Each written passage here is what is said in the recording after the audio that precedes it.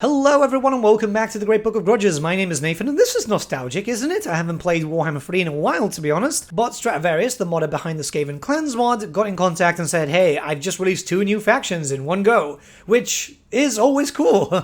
Who doesn't want a lot more Skaven content, especially from this mod, which is absolutely ginormous. But yeah, let's talk about the mods. We're going to be talking about them both in this video, as I'm a little pressed for time, mostly because I want to play with these factions a few hours before actually making a video. So, let's start off with Clan Kreepus. Firstly, we'll start off with the faction effects, City of the Damned. The riches of Mordheim allow for Clan Kreepus to purchase many boons, whether that be allies in the Council of 13, supplies to fight, or legendary characters to stand by their side. Upkeep plus 300% for non-Eshin units, all armies. Recruitment cost plus 300% for all non-Eshin units and all armies once again. Diplomatic relations plus 10 with the Skaven, tradable resources produced and income from trade tariffs plus 5% for Clan Kreepus for each defensive or military Skaven ally, enables poison attacks for all Verminkin and Skaven slave units, all armies, and finally enables Warpstone corruption attacks for all Warp Guard, Knights Runner, and Gutter Runner units in all armies. When it comes to the Lord effects, we have the following: ambush success chance plus 15% for Lord's army, recruitment rank plus 3 for Warp Guard units, and attribute devastating flanker for Black Skaven, Death Runners, and Eshin Triad units in Lord's army. As you can tell, this faction is going to be focusing very heavily on being a minor clan for Clan Eshin, and yes, Mordheim. If you remember Mordheim City of the Damned, this is a nice little throwback to it. So in terms of start position, this character and faction is going to be available in Mordheim. This is both in the Immortal Empires and also in the Old World campaign.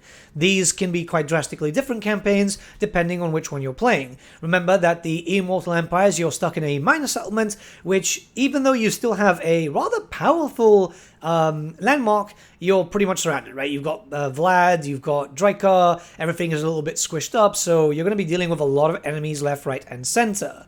When we start looking towards the Old World campaign, once again you are in Mordheim, but it's a major settlement, it's a one settlement province, which allows you to be a bit more defensive. It's going to be a bit more easier for you to protect yourself, and not so easily surrounded. You've got a lot of minor factions, depending on how many mods you actually use in the Old World mod. But yeah, much, much better. Possibly my favorite one, and this is the one that I played myself. Mind you, I'm much preferring the Old World campaign to the Immortal Empires at this current moment. It seems a little bit more stable too for some reason.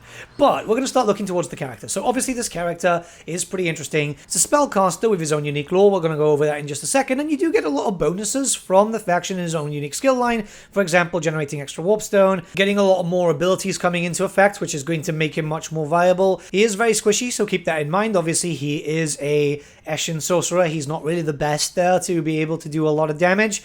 But yeah, I mean, it's theming, it's obviously going with the whole City of the Damned. God damn, I missed that game. I always say that I'm going to go back to it, but then I never do. Maybe that will be my New Year's resolution, getting back to Mordheim City of the Damned. But anyways, we do have a new lore of magic, which is centered around the spells from Mordheim. These are different spells and abilities that you get access to in there, and it's available to this character, and a new generic form of a Eshin sorcerer, this time with a warp lock pistol. Now, this lore essentially follows the whole debuff and buffing of City of the Damned. You're not really going to be doing a lot of damage. You do have some damage spells at the end, but this is to be used in tandem with your lore of stealth, or maybe your lore of ruin, your lore of plague. It's not supposed to be your main lore. I'm saying that very, very, very seriously. There's definitely that synergize, which it does quite well. Again, pure nostalgia from this. This is actually really, really cool. It's weird when you see these things come to life in other games, right? It really, really is. Like, in a good way, but still, it's just super odd. Anyways, your faction does have rights. You are a Skaven after all, and it's changed a little bit. Obviously, you're focusing very heavily on sneaking, sniping, and being able to get the Eshin Sorcerer with the Warp Lock Pistol. You're going to need some warpstone there, which you're going to be able to gather up as you start building. Don't you worry too much, because it's a really natural gain, so you're going to be able to get all these bonuses super quickly. What you will notice is this is the pure nostalgia when it comes to this, because warpstone is going to be one of your main currencies, and again, well, weirdstone actually, rather than warpstone, right? If we're going back to really old school Warhammer Fantasy, and you're going to be able to use that to also recruit new characters. There are a bunch of legendary characters, and those I'm not going to show on screen. You can go and discover them yourselves, because that's obviously part of the fun here.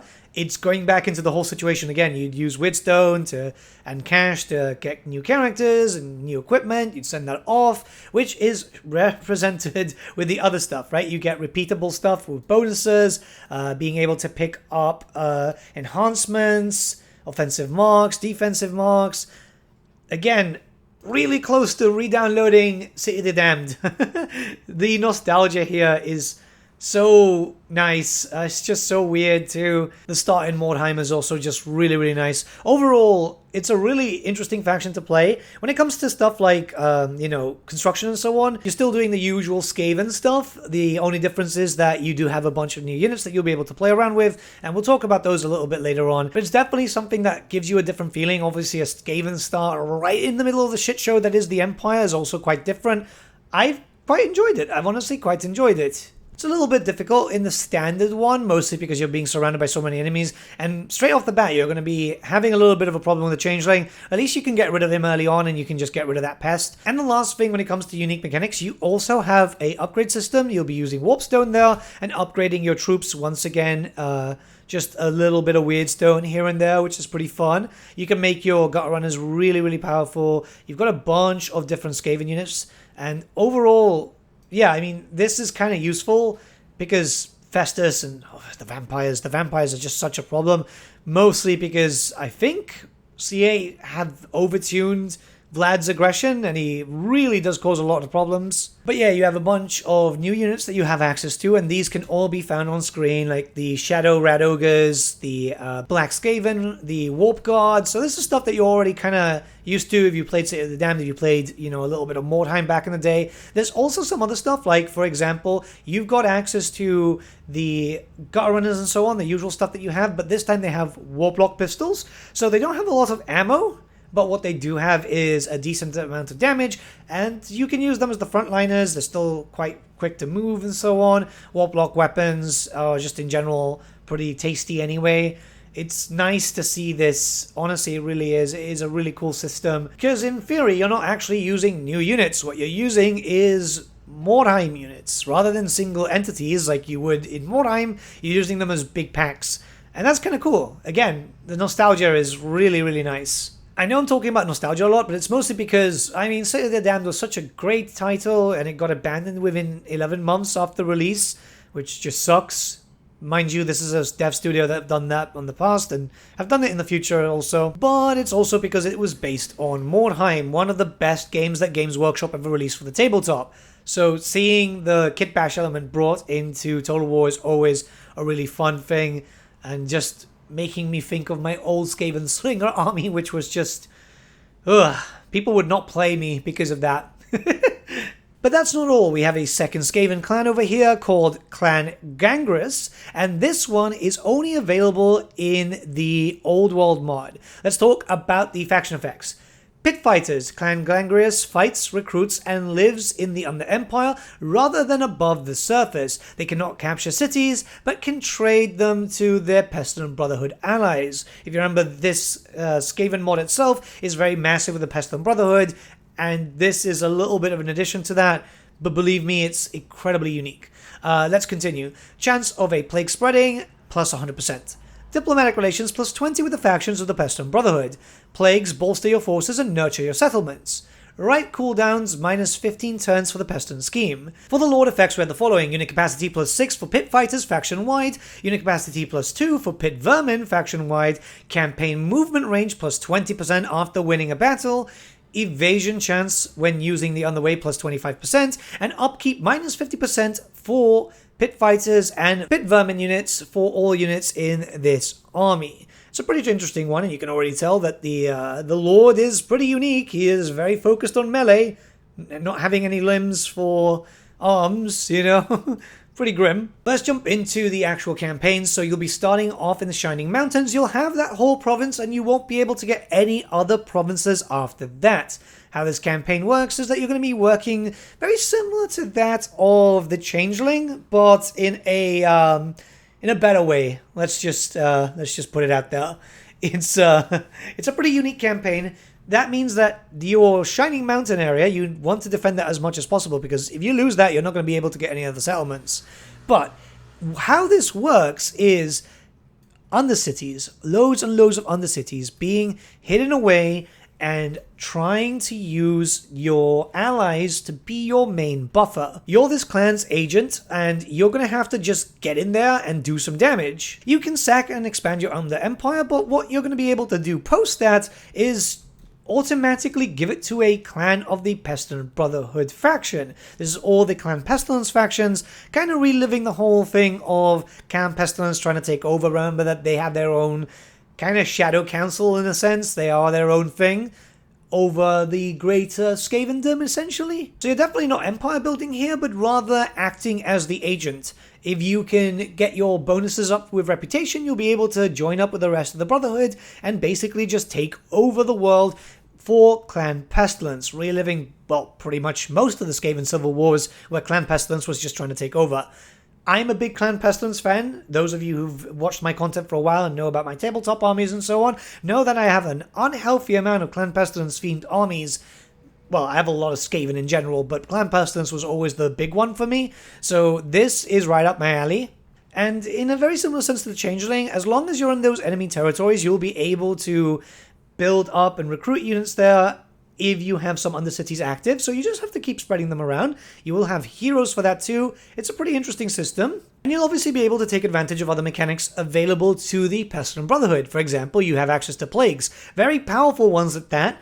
And yeah, I mean, you're a plague-themed faction. The only difference here is that you're a bit more aggressive than the other ones, whilst the other Pestilent Brotherhood factions are a bit more relaxed and building up and so on. You're going to be tooth and nail. It's something that's going to be very obvious there. It's something that you're going to be taking advantage of the plague of. And obviously then you've got your rights, again, the same ones that the Pestilent Brotherhoods use. You're going to want to use these because, again, it's part of a key feature for you. Striking Thing is also a very good hero choice also. We're obviously going to have to talk about the legendary character, who is going to be rather basic in terms of skills, but that's because he's going to focus so heavily on melee. You can buff himself up in speed, you can get some extra leadership during intercept battles and so on. A lot of food can be generated with this character. He can generate up to a total of 9 food per turn, and also reduce the cooldown for expanding the Underempire, which makes your faction a lot stronger, a lot more worth it. It's definitely something that you're going to need to use.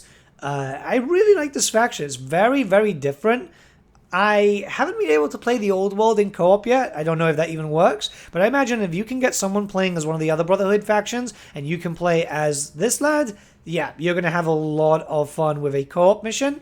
Now, let's talk about the other stuff here. So we obviously have access to 2 new units, but keep in mind that you are part of the Pestilent Brotherhood, so you'll be able to use the other stuff there too.